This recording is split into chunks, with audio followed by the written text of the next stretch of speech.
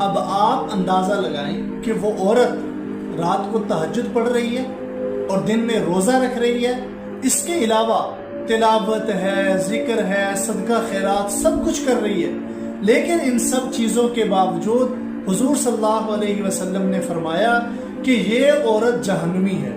کیوں؟ لیکن دوسرے کو اپنی زبان سے تکلیف پہنچانا یہ حرام قطعی ہے، اور دوسرے کو اپنی زبان کی تکلیف سے بچانا فرض عین ہے۔ بعض لوگوں کی طبیعت ایسی ہوتی ہے کہ جب بھی وہ کسی سے بات کریں گے تو ٹیڑھی بات کریں گے، یا کوئی اعتراض کر دیں گے، یا کوئی شکایت کر دیں گے۔ الحمدللہ والصلاة والسلام علی من لا نبی بعدہ۔ ایک حدیث میں حضرت ابو ہریرہ رضی اللہ تعالی عنہ سے مروی ہے، وہ فرماتے ہیں کہ قال رجل یا رسول اللہ ان فلانة تقوم اللیل وتصوم النہار وتفعل وتصدق وتؤذي جيرانها بلسانها، فقال رسول الله صلى الله عليه وسلم لا خير فيها هي من أهل النار۔ قالوا وفلانة تصلي المكتوبة وتصدق بالأتواق ولا تؤذي أحدا، فقال رسول الله صلى الله عليه وسلم هي من أهل الجنة۔ حضرت ابو ہریرہ رضی اللہ تعالیٰ عنہ فرماتے ہیں کہ حضور صلی اللہ علیہ وسلم سے کسی نے کہا کہ یا رسول اللہ صلی اللہ علیہ وسلم، دو عورتیں ہیں، ان میں سے ایک عورت ایسی ہے جو رات بھر قرآن مجید پڑھتی ہے، نماز پڑھتی ہے اور دن میں روزہ رکھتی ہے اور بہت سے نیک عمل کرتی ہے۔ اب اس حدیث میں تفعل کا ذکر ہے، تو تفعل میں معلوم نہیں کہ کتنے نیک اعمال کا ذکر ہوا۔ مثلا تلاوت کرتی ہے، تشریح پڑھتی ہے، اللہ تعالیٰ کا ذکر کرتی ہے اور صدقہ بھی کرتی ہے، یعنی اللہ کے راستے میں پیسے بھی خرچ کرتی ہے، لیکن ساتھ ساتھ اپنے پڑوسیوں کو اپنی زبان سے تکلیف پہنچاتی ہے۔ اب یہ اوصاف ذکر کرنے کے بعد آپ سے پوچھا کہ اس عورت کا کیا حکم ہے؟ سرکار دو عالم صلی اللہ علیہ وسلم نے فرمایا کہ اس عورت میں کوئی خیر نہیں، کوئی بھلائی نہیں، یہ عورت جہنمی ہے، الیاذ باللہ۔ اب آپ اندازہ لگائیں کہ وہ عورت رات کو تہجد پڑھ رہی ہے اور دن میں روزہ رکھ رہی ہے، اس کے علاوہ تلاوت ہے، ذکر ہے، صدقہ خیرات سب کچھ کر رہی ہے، لیکن ان سب چیزوں کے باوجود حضور صلی اللہ علیہ وسلم نے فرمایا کہ یہ عورت جہنمی ہے۔ کیوں؟ کیونکہ یہ عورت اپنی زبان سے اپنے پڑوسیوں کو تکلیف پہنچا رہی ہے۔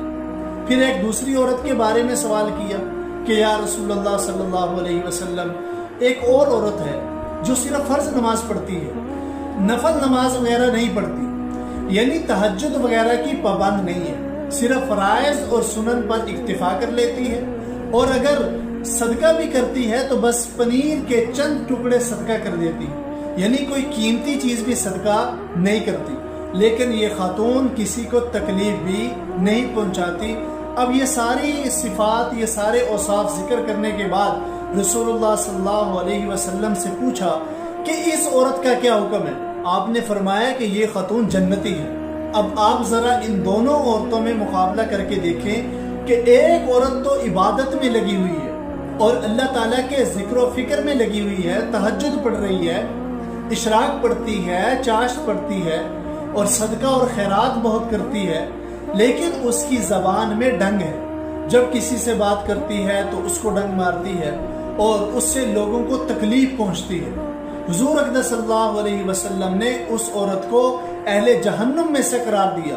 کیوں؟ اس لیے کہ تہجد، اشراق، چاشت، تسبیحات یہ ساری چیزیں نفلی عبادتیں ہیں، اگر کوئی کرے تو اس پر ثواب ہے اور اگر نہ کرے تو اس پر اس کو کوئی گناہ نہیں ملے گا، لیکن دوسرے کو اپنی زبان سے تکلیف پہنچانا یہ حرام قطعی ہے، اور دوسرے کو اپنی زبان کی تکلیف سے بچانا فرض عین ہے۔ اور زبان سے کوئی ایسا کلمہ نکالنا جس سے دوسرے کا دل ٹوٹ جائے، یا ایسا انداز اختیار کرنا جس سے دوسرے کی دل شکنی ہو جائے، یہ بڑا خطرناک عمل ہے۔